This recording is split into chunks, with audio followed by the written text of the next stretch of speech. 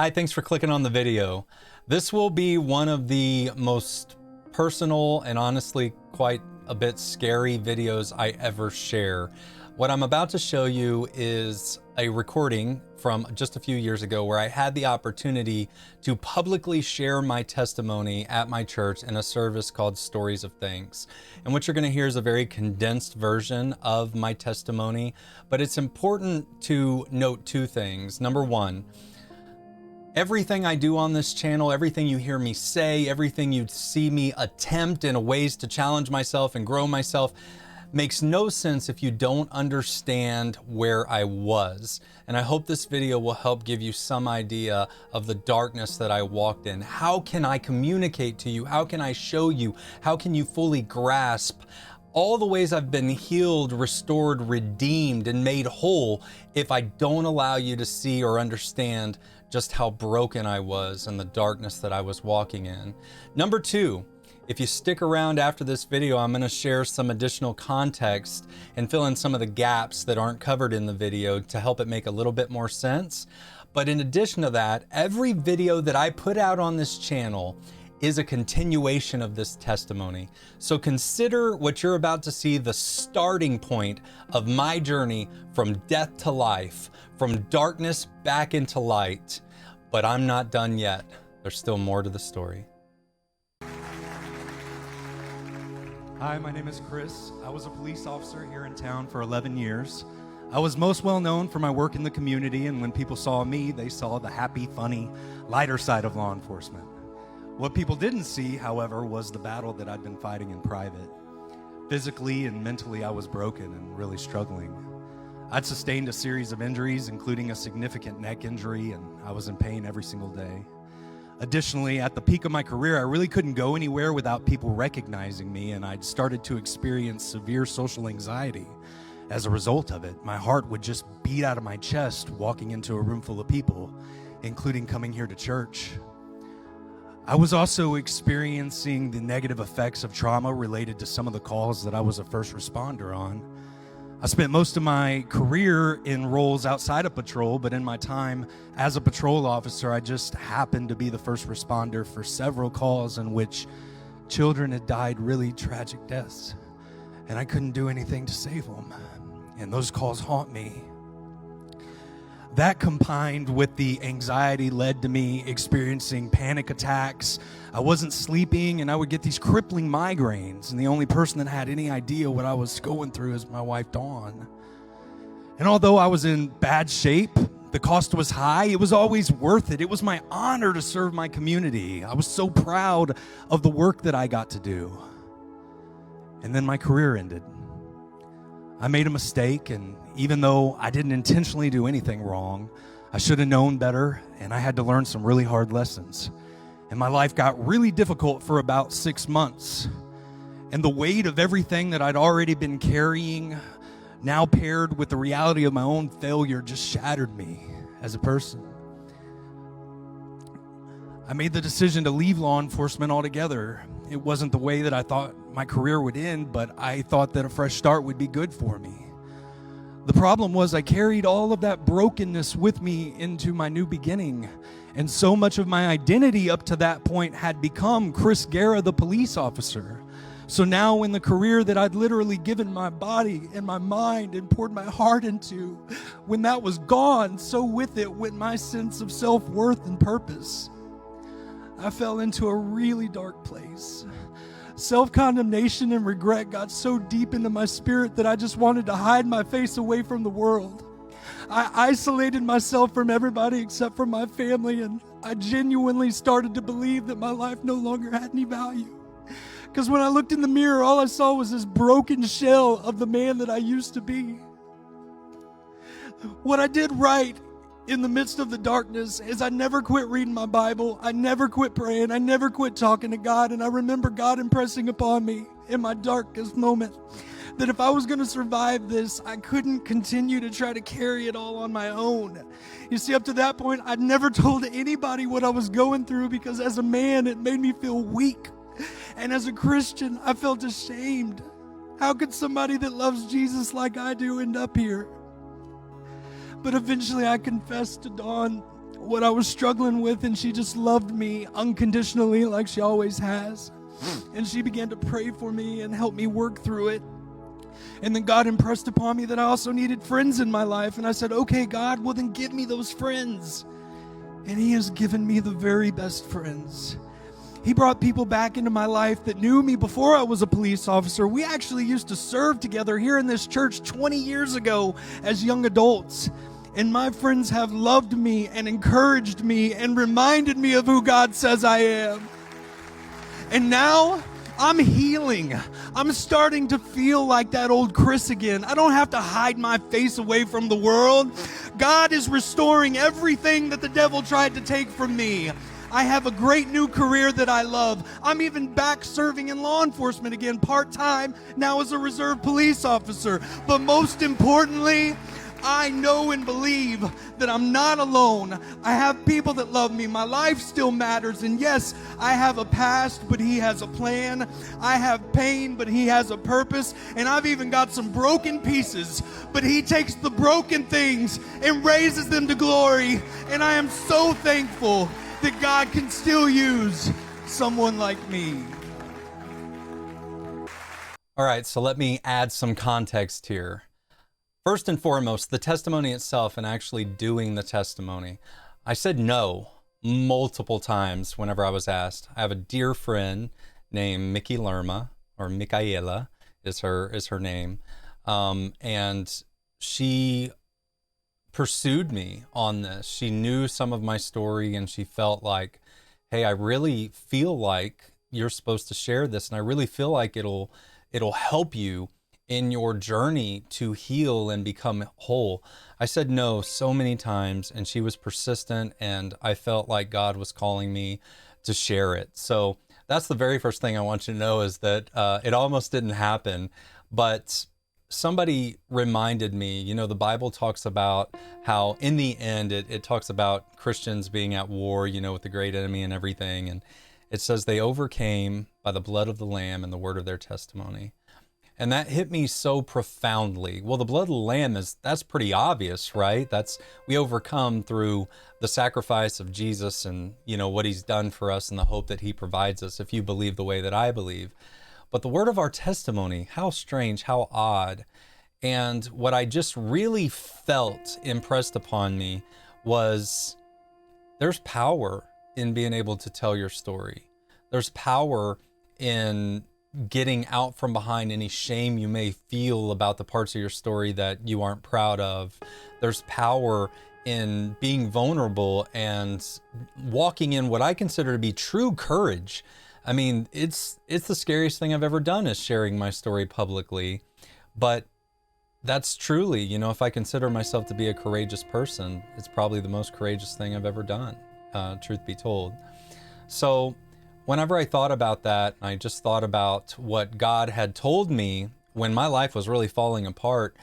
I'm not one of those people that's like, oh, God spoke to me, you know, I heard this or that or whatever. I'm a pretty normal guy who also just happens to love Jesus, you know. But I was asking God, I was like, God, why did things have to get so bad? Like, if there was a lesson you wanted me to learn through all of this, I promise I would have learned it with a whole lot less than this. And I felt so strongly, it's the strongest I've ever felt God talk to me, but I felt so strongly God tell me, it's not about the lesson I needed you to learn. It's about the lesson I need you to teach. And I had never forgotten that. I had never forgotten that in my darkest moment, God had basically told me, Chris, I'm going to use this one day. I'm going to use these terrible things that you think there's no way that I can use, and you're going to help other people. There will be meaning to it. I just need you to do the work to get through it and to understand it. And I'd always been reminded of the Bible verse that, you know, God works all things together for the good of those who love Him and are called according to His purpose. And I remember thinking, like, God, how are you ever going to use this? How? I'm so broken. You know, how are you ever going to use this? How are you ever going to use me? How are you ever going to use my story? So when the opportunity came up and I was reminded, you know, of that, what God had told me, and then I really focused in on that. We overcome by the blood of the Lamb and the word of our testimony. It was just like, I knew, okay, I got to do it. I got to do it. You know, the only people who knew up to that point, like I said in the video, that I was having any of the problems I was having was my wife. I literally never told anyone that I wasn't sleeping, or that I would have flashbacks, or that I was having panic attacks or anything. No one knew. No one. And no one knew how badly I had been isolating myself here in this very office, because I was in such a bad place.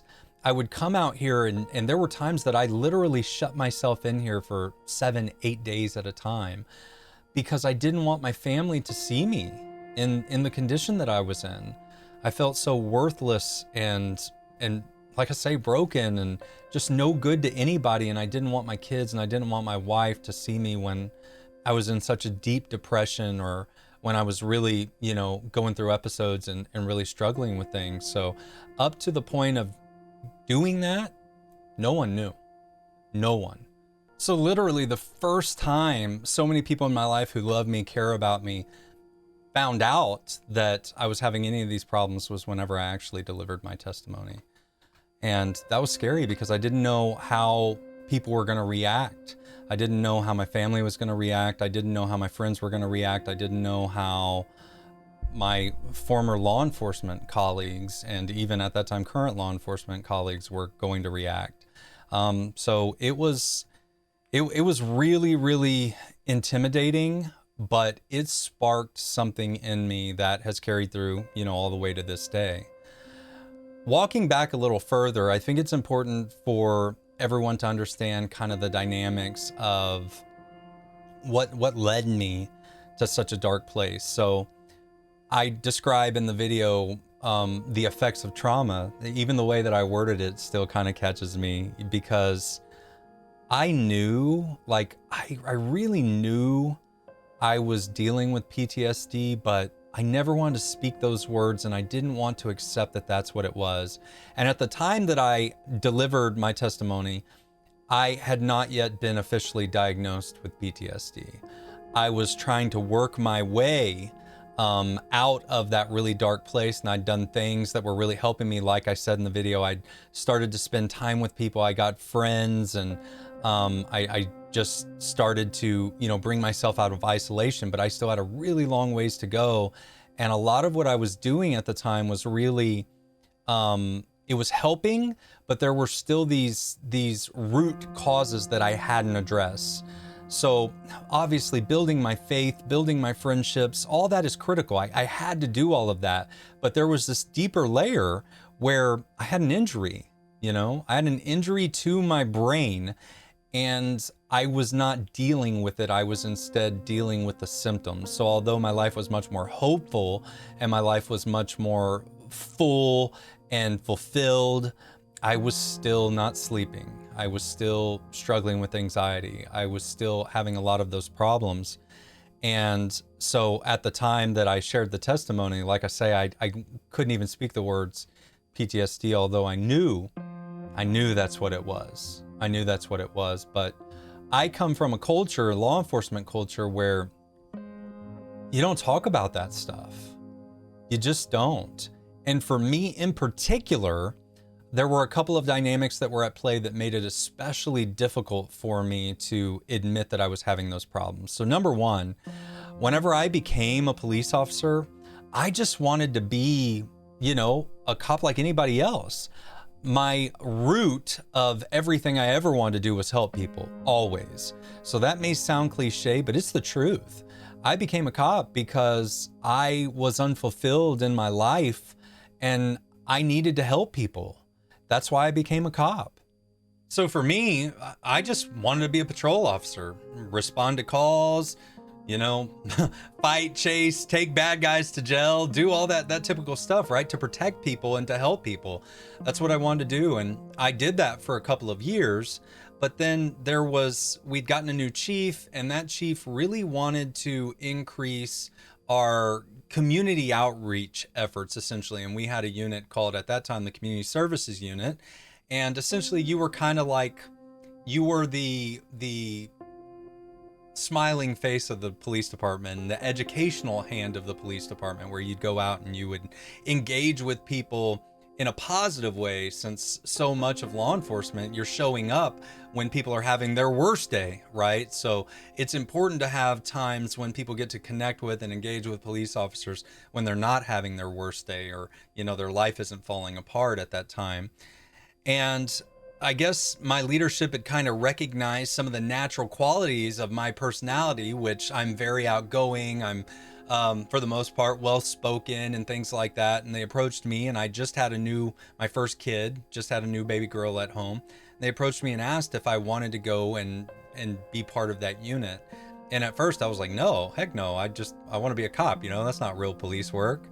But then as I talked to my wife and they kind of persisted, I thought, okay, well, this would allow me to get off of shift work at least for 6 months or so, because it was supposed to be a 6-month stint. That was the deal. For 6 months, while we've got the new baby at home, that'll be good for me. I'll be able to spend more time with my wife and my new baby, and I'll do my 6 months, and then I'll go back to patrol. The problem was, when I got into that position, a couple things happened. Number one, I was really good at it, and I made a difference there. So then there became this pressure from the department that, hey, Chris, we really don't want you to go back to patrol because you're really good at where you are right now. But then also for me internally, once I started doing the job, I started to realize that, like, man, this is actually really important. This is not only important to the community, it's really important to our officers as well. It's no secret that, you know, law enforcement, you know, there's some idiots out there that make everyone look bad, and it's really easy to villainize the job, but the vast majority is they're really good people out there, just like me, just trying to help people. And I realized I can really make a difference in that. So at the end of my 6 months, they asked me, hey, will you stay out here? And some things had to happen. I got a new supervisor, things like that. And I said, yeah, okay, I'll stay out here. Well, that ended up becoming pretty much what I became known for. I became the crime prevention guy, no pun intended. I actually had a little YouTube channel I created for that, but that's what I was. I became known for crime prevention, and it's actually what I built my career off of. Now, as I tried to be as effective as I could be in that role, I started to experiment with, okay, how can I connect with the most people? How can I make the most impact? How can I get their attention? How can I really try to compel them to do these things to protect themselves that will potentially prevent them from being a victim? Because so many of the crimes that we were dealing with were crimes of opportunity. And in doing so, I took some of the natural parts of my personality and just being a creative person, and then my natural humor, and I found a way to blend that into meaningful law enforcement work. And that's when I started creating public service announcements, and I used humor in them, and they went viral. I had so many viral videos, and they were so out of the box. I really pushed the envelope. Nobody had ever done anything like that prior to us doing it. Just hear those windows smashing and dashboards cracking. Yoo-hoo. Outside there's someone waiting to make a victim of you. Is there a problem, officer? You were speeding through a school zone, talking on your cell phone. Kids were on their way home. We can't let this go on. State law prohibits it. Slow down, pay attention. You're relatable, but hip-hop originals? That's debatable. Check the timestamp. Who did it first? We had the safety in the school so the kids won't get hurt. But there's a reason and rhyme for all that we do. All puns intended. It's cheesy but true. Education. It's awesome and stuff. Although it was incredibly successful and it had the impact that we were looking for, all the way to the point where our first vehicle burglary video that we ever ran, there was like a 54% reduction in vehicle burglaries because we ran that vehicle over the holiday season. I mean, we ran that video over the holiday season. It was huge. It was massive. It was actually working. But just imagine, with those little clips I just showed you there, the view that my colleagues, you know, the real cops, took of me.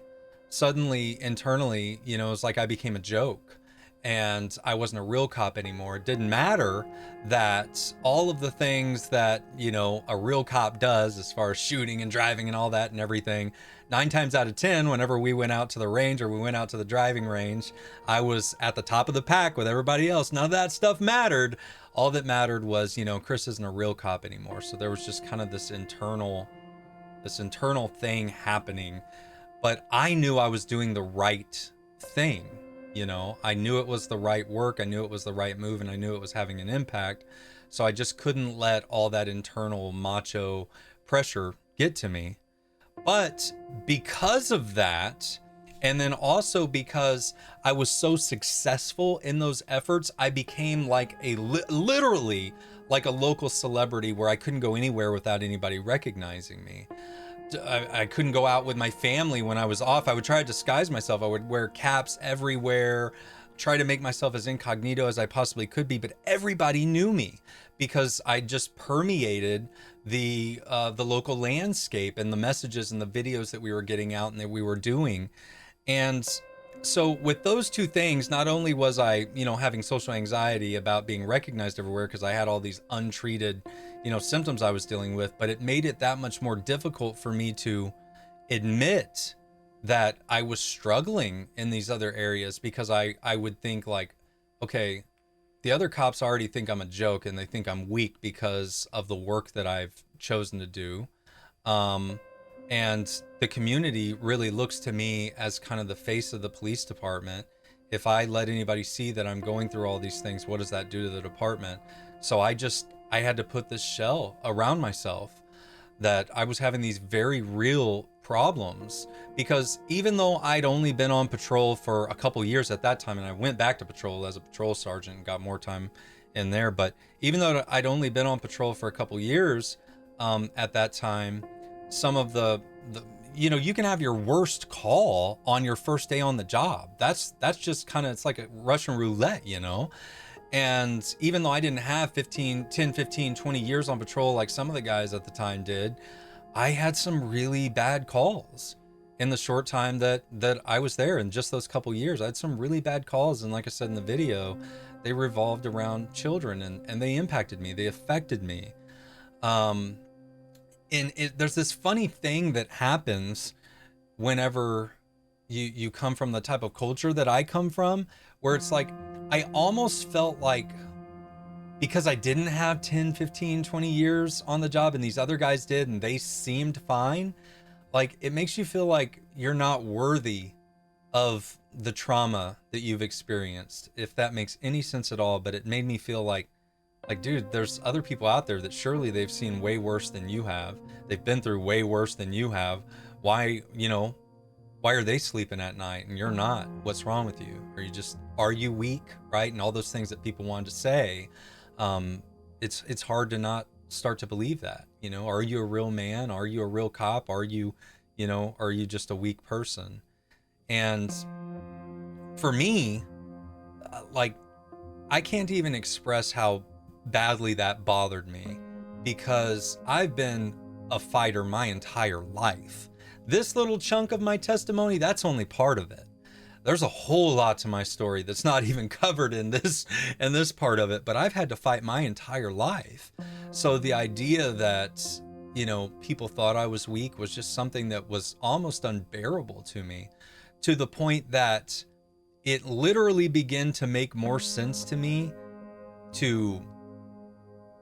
well, I can't say it here, but to not be here anymore, if you catch what I'm saying, than to admit that I was having a hard time with this stuff. And what actually happened was, I had been struggling for years, but I was okay mostly.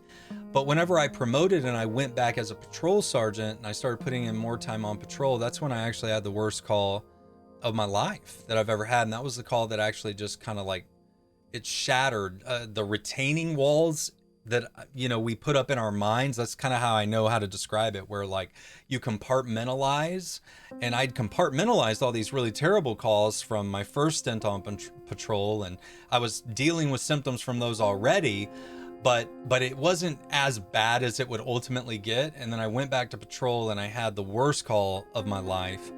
And one day I'm gonna one day I'm going to do a video where I talk about my experience with PTSD, and I'll share more details on that, but not for this video. But when that call happened, it was like all those walls that I put up to compartmentalize shattered. And suddenly calls from, years ago that had never impacted me quite as badly were suddenly, just as bad as that call that broke me.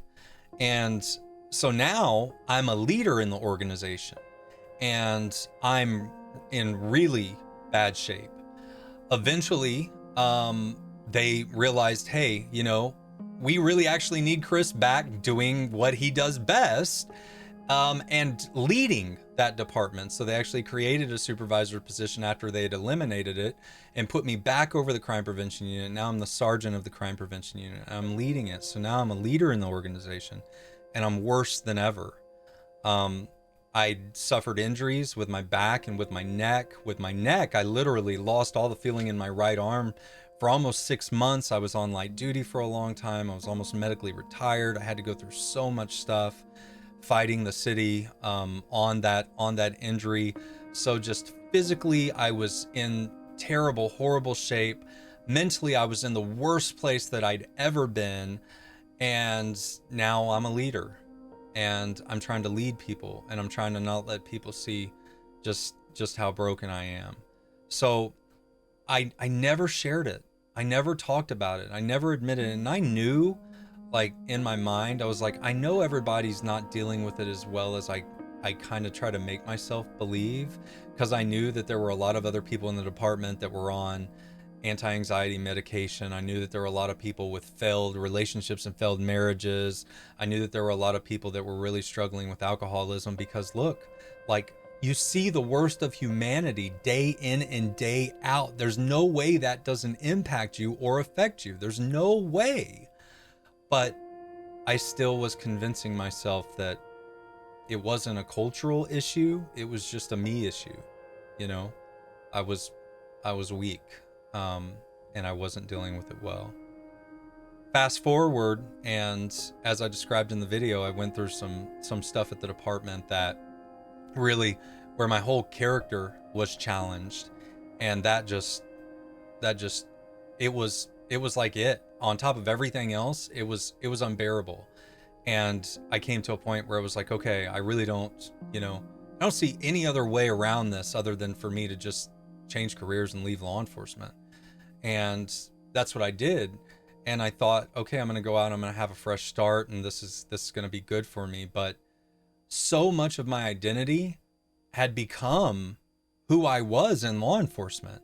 So not only had I not actually dealt with all that brokenness, not only was I still dealing with all the effects of undiagnosed PTSD, and now it's like my identity is fractured. I don't even know who I am anymore.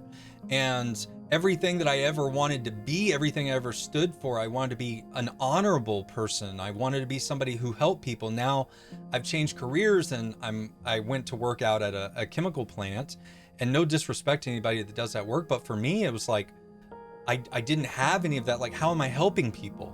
How am I living out what my actual, like, purpose in life is? So I carried all that brokenness with me out there. And so now it's like, okay, I tried to have a fresh start. Now I'm kind of lost with who I am as a person. I'm making more money now. I'm less stressed, but all my physical problems are still here. All my mental issues that I'm dealing with are still here. And now I don't even know who I am. And it was like the culmination of all of that is what led me to my darkest moment. It's just where I felt like there was nothing left of value of me. Everything that was good about me, everything that made me special or unique, everything that people enjoyed about me, like my sense of humor and stuff, all of that had faded because I was just dealing with all this stuff, and I was just so broken. And like I say, I felt like I was no good to anybody. I felt like I was no good to my kids. I felt like I was no good to my wife. And ultimately, the devil whispers, man. And I was listening to those whispers, and I isolated myself and isolated myself and isolated myself. And eventually got to the point where it was like, okay, you know, this is it. This is it. This is the end of the line. And I won't describe, you know, what my actual wake up moment was, but I think you get the drift. And I came so close. And when I finally like woke up, you know, I went in and I sat down, and that's when I told my wife, like, I'm in a really bad place. I am not well. And that began the journey. And sharing it with her, she was the first person I ever shared, because I never told her about any of the calls and stuff. I never told her how they were affecting me. She knew I wasn't sleeping well. She knew I was having challenges and stuff. But she was the first one, you know. And then I didn't want her to bear the weight of that alone. And that, like I said in the video, that's where God was like, you know, you gotta have people around you. I said, okay, give me those friends. And that's when I connected with my friends Chris and Summer, and they were the only other people other than Dawn that knew what I was going through, because I went and I shared it with them so that Dawn wouldn't have to bear the weight of it alone. And just having those three people, Dawn and Chris and Summer, who knew all of it, knew what I was going through, and loved me through all of it, it was enough to, you know, start the journey.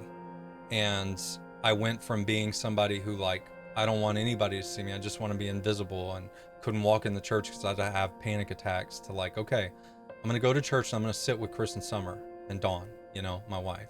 I'm going to sit with them. And that's what we started doing. I started sitting with them, and each week it got a little easier because I knew I wasn't walking in alone, and I was walking into people who loved me, and they kind of knew, you know. And then eventually, somebody asked me, I don't remember how it happened, but somebody was like, hey, you know, Chris is really funny. He'd be good for this thing. And Mickey approached me, and I didn't really know Mickey very much at the time, but Mickey approached me, and she was like, hey, will you do this thing? We think you'd be really good at it. And it was a really small thing, but it was the first time that I was going to kind of put myself back out there, and I agreed to do it. And when I agreed to do it, something just compelled me to tell Mickey, like, you don't know how big of a deal this is that I'm doing this. And I shared with her some of it. She had no idea my story, but I shared with her some of it. I was like, you know, I've been in a really bad spot, and like, I've just wanted to hide my face, you know, and like, this is a really big deal. And I think it was sharing that with her. That's what kind of, and me feeling like God was telling me, share this with her. And I don't know why, you know, but sharing that with her, I think is what led God to speak to her to say, you know, Chris needs to share his testimony. Chris needs to tell his story. Now, like I said in the beginning of the video, there's a lot more to that story, and I do plan to do some additional videos, kind of filling in the gaps from between whenever I told that testimony and what happened from then till now.